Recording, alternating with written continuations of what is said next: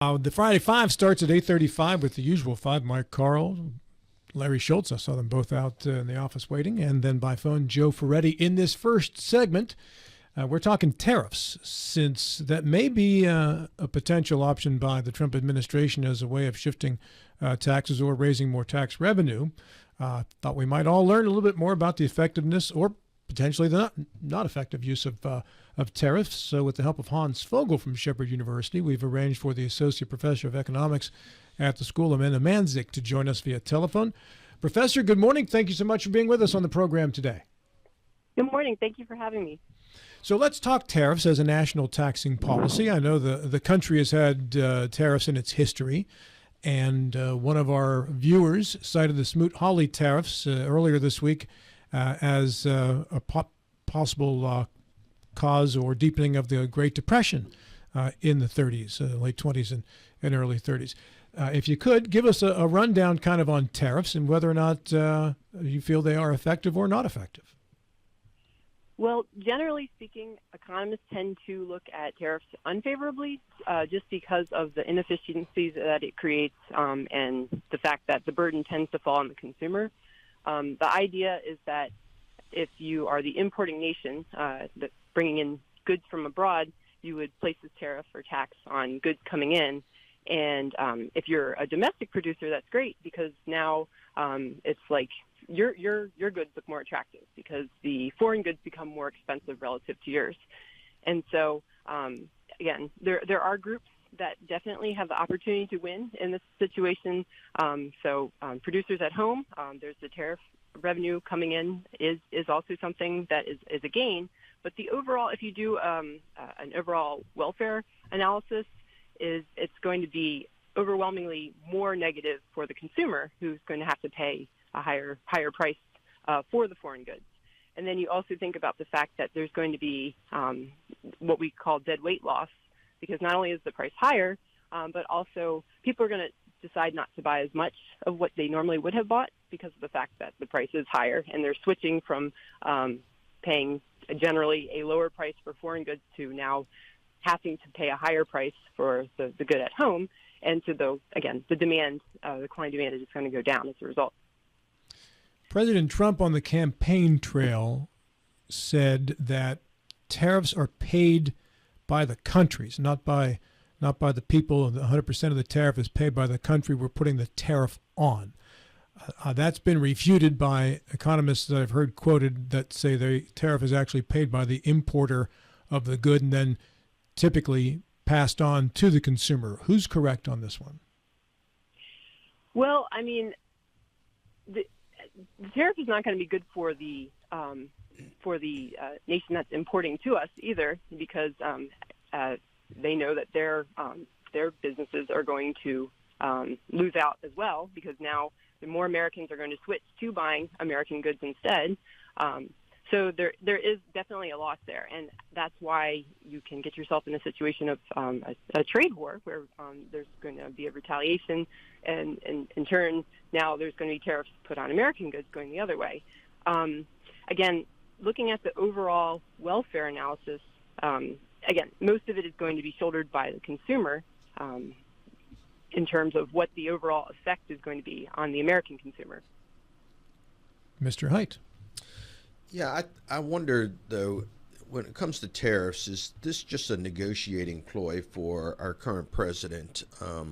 It seems to me like this is a way for him to get people to the table. He deems things are unfair in the trade with some of these other countries now, and the way to get them to the table to renegotiate is to at least threaten with tariffs. And we've seen that with Canada, and we saw that with Mexico, and next thing you know, they come to the table and they're working out a deal. I think a lot of times when you're talking about tariffs, is it going to hurt the economy and the people of that country? Absolutely. Tariffs are going to do that. But it's one of those things, as a country, who's going to blink first? So can the United States handle the tariffs, and can their economy handle it better than, let's say, Canada? And if so, is that a negotiating point to get them back to the table and say, hey, things were out of whack to begin with, and we need to renegotiate our trade per se, so that it's equal going both ways. And I think that's what the threat of tariffs are right now. I don't think this is a good thing long term, but it could be for negotiating purposes. Any thoughts on that, Professor Mandzik? I would definitely agree with that because, if you look again, as soon as this statement came out of the White House, again, there's starting to be negotiations and talks, and now there's a 30-day hold on anything going forward. So if it was really about the economy and trying to improve our economic situation at home by trying to bring in tariff revenue, then he wouldn't have put that on hold. But it does seem like it's more of an opportunity to talk about other issues, which, again, were specifically mentioned in the statement coming out of the White House. So, again, yeah, like you said, it doesn't look like a long-term economic policy, but it looks like an opportunity to get people's attention, which it really did right away.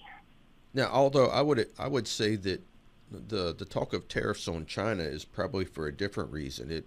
It probably stems from political issues and the fact that they're an adversary, more than the inequities in trading back and forth. Do you see that as well? Yeah, I think China is going to be a more difficult one. I'm not in any way a poli-sci expert, but it does seem like that one is going to be a little bit more complicated to maneuver versus the one with Canada and Mexico. Professor Amanda Mandzik, our guest here on the program from Shepherd University. Go ahead, Bill. Good morning, Professor. We tend to paint everything in a very broad brush, and the president has done that. He's kind of given he's going to have a blanket tariff for countries more so than specific items. Are there certain items that would benefit the U.S. if a tariff was imposed? And are there other items which would be quite detrimental? I'm thinking one, steel industry back a few years or so ago, that was something that actually protected a large segment of or supposed to protect a large segment of our industry, but it did not. Are there certain sectors that you could see the tariff would be beneficial? Not having looked at it in a lot of detail about different areas, I couldn't say anything right off the bat. But I do know that the problem with tariffs also is that it can kind of create some unknowns because there's kind of unintended consequences and secondary effects that can come out of if you are an importer and all of a sudden a good becomes more expensive, you might switch to a substitute good, and it's unclear sometimes what's going to happen. I don't know. An example of that would be the tariffs that had been put on sugar coming in to the United States historically for a long time. Eventually, were one of the things that prompted sodas like Coca-Cola and Pepsi to switch from using sugar in their product to using instead high fructose corn syrup. There were other factors as well, but that was definitely one of the things where it just became too expensive, and so they just found an alternative. So it's a little bit unclear to see how exactly businesses and firms are going to react because, again, they have to try to keep their bottom line in mind as well. So they might choose to go another path, and it's not always clear what's going to happen. Yeah, one is it's been argued that the U.S. would benefit, certain sectors in the U.S. would benefit if we had a robust backfill, if you will. And they said the avocado industry in the Southwest could probably compensate for the avocados in Mexico. But that would be true only if there is a sufficient industry exists in the U.S. And do we have everything that was targeted? Do we have a backfill industry available from the U.S.? I would guess probably not. That's my guess as well. Yeah. So, Professor, when you deal with international economics in your class, obviously everything there is a delicate balance in regards to export, import, tariffs, what's not taxed, and such. In history, can you think of a successful tariff and one that was disastrous? Can you give us any examples? Well, you had mentioned earlier the Smoot-Hawley tariffs, and that was probably an example of when the world kind of woke up and realized that this is not going to be something that's going to be sustainable in terms of all the countries started kind of putting tariffs on each other, and then things got to be kind of at an astronomical level for tariffs, and so you get to the point where you can't trade anymore if tariffs are going to get too high, and so that kind of brought on the need for ultimately what is the World Trade Organization today, again, to try to reduce tariffs as much as possible, and realizing that it's going to be good for everyone, all countries everywhere, to try to reduce tariffs as much as possible. Now, as far as a beneficial tariff, historically, one argument that economists actually look at in terms of when a tariff can be beneficial is they call it the infant industry argument. And that's the idea that if you are a country that has a newly emerging industry that is just starting out, it may be beneficial for the country to kind of put these tariffs on that particular industry, so anything coming in would be taxed, to try to help the new industry get started. Okay, and an example of that would be like in South Korea, in their car industry. It would be one example.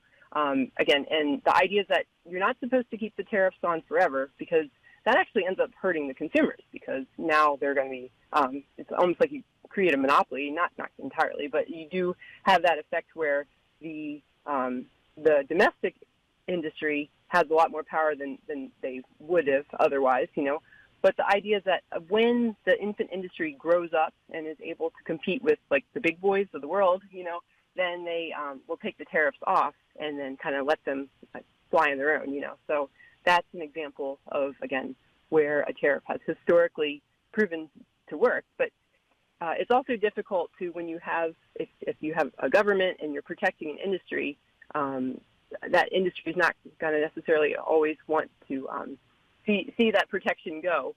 So that same process hasn't effectively worked everywhere it has been tried, because of the close ties between industry and the government sometimes. But that did work out very well for the South Korean government and their industry. Don't you see that in China as well, where a lot of the manufacturers, a lot of the industry over there is controlled by the government, and the government can subsidize those industries and produce things a whole lot cheaper, and then they go to other countries like the U.S., Canada, around the world, and flood the market with those products, essentially crippling the industries in those countries, and now they've cornered the market, they monopolize it, and then you can't do without them, and I think that's one of the reasons you have to have tariffs on especially countries like that, where the government is so involved in industry. Professor, has there been a study that would directly link tariffs to inflation? The gut sense is that it would, but has there been studies to justify that claim? Off the top of my head, I can't think of anything, but I'm sure that there have been plenty looking at that sort of idea of something I can go back and take a look at. So we had an example given, I don't think it was on Monday of this week.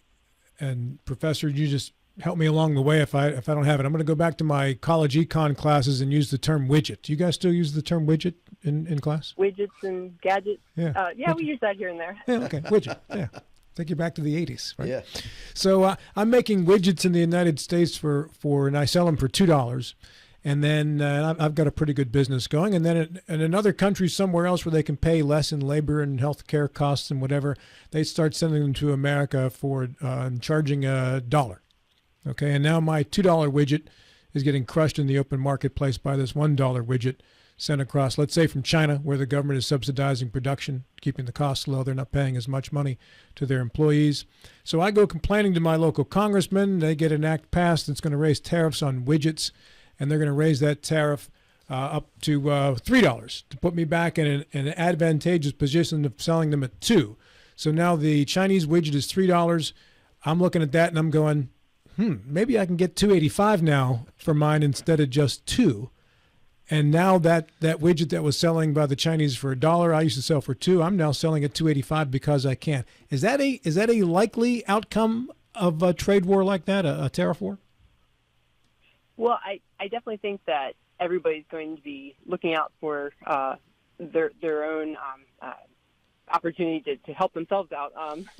So, I mean, that's the thing is when you kind of distort prices and allow things to, again, get moved around from what the market would normally determine, you're going to have all kinds of groups even. I mean, domestic producers are going to be concerned about the money that they're able to bring in. And, again, if you look for an opportunity to do that and you see it, I mean, it's hard not to take it. It's human nature.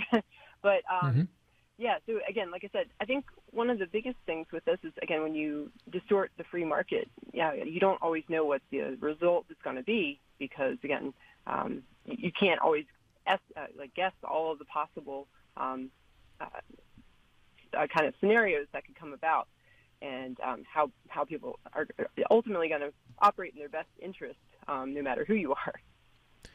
In your class, your students, what are their basic concerns economically at this time? I would assume anybody who graduated from college is concerned about getting a job, but what do you hear from your students right now? Looking for jobs. We hear a lot about job interviews and talk a little bit about that. Also, I mean, I guess just generally, inflation has been something that has been talked about. I know that actually the tariffs have been very timely with our course in terms of when we talk about it and can graph it out on the board and we can see what's going on, kind of what's with some of the current events. So that has actually coincided well just in terms of talking about it. I mean, at this point, I think there is a little bit of uncertainty just because of starting out with the new administration and just checking to see how things are all going to go. But like I said, there's a lot of learning opportunity at this time, too. So that's been a unique thing for the students right now. Have you studied the North American Free Trade Agreement? Do you ever cover that in class, NAFTA? We talk about it a little bit, yes.